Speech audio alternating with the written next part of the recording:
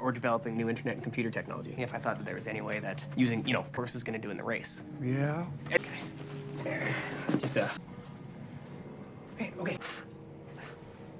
That is impressive. Yeah. That's a good idea eventually, or at least nearly live. Like that. It was tiny. But Hey, look at it. Capacity.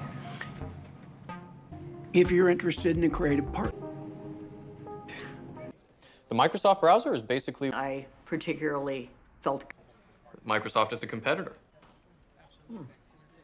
I don't think it was all that bad. Aggressive culture, and they were by them. We were sort of just like, whoa, okay, Mark was saying about us. They were gonna, without that, you just feel crushed. Here to stay. That's a good thing. I would argue that even Netscape doesn't quite over $3 billion. It's got an affluent population from, and people who invest in him. Of openings for discerning investors. Know it, but I don't know. Dan is excellent, but there's nothing in the show that can match Steve Zahn's portrayal of the naive con man who stole Pixelon's venture capital and spent most of it on an extravagant Las Vegas party. The three examples, a total scam, a near miss, and a real success story, nicely sum up the range of activities that took place in Silicon Valley during the boom years. When the boom first began, I was living in neighboring Berkeley, and I visited often as it gained momentum. The combination of total lunacy caused by paper millionaires and the truth that some of them genuinely cared about what they were doing and genuinely hoped to change the world had a bizarre quality.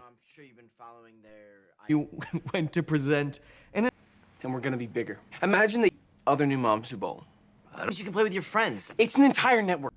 Was the no point in trying to convince those investors. Gonna have to scale it 5 to 10 times. Day one of an entirely new... Boys on the flight back to New York. Like registrations and such. What? Yeah. Seriously? I just figured that one. That's all that matters, GBF. You can't have day without... Like crazy.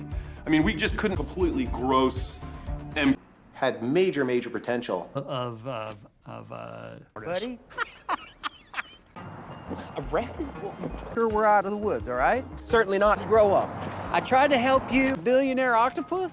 What are you... It's above your pay You grade. can't just... My own brewing as well, so I gotta get going. Michael. I know, just listen to The law. Hi. At some point, he began 1.25 million. Like me. So, a few more months in me. It has come off so far. I die tomorrow, that would still be...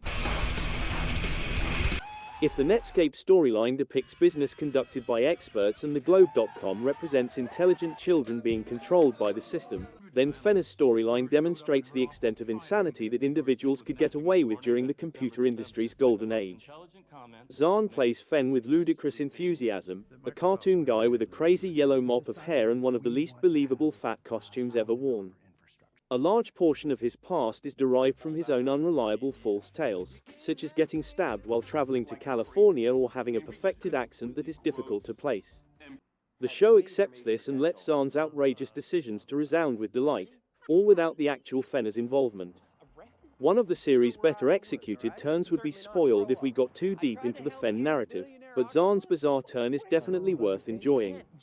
What's lacking in Valley of the Boom is confidence in the viewer to keep up, even if it's difficult to criticize a series that features several interpretive dance scenes and a Bill Gates puppet giving a critical speech for lack of nuance.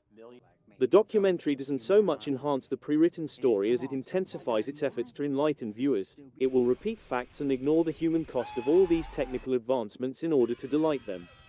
Fans of Halt and Catch Fire, or anyone interested in historical tech dramas will miss the days when Cameron and Joe talked on the phone for the duration of an episode, while other interested parties, or most cable subscribers might find themselves looking up more information online about whatever stories they happen to touch on. Like many of the individuals and women who initially inspired Valley of the Boom, the rest will be forgotten.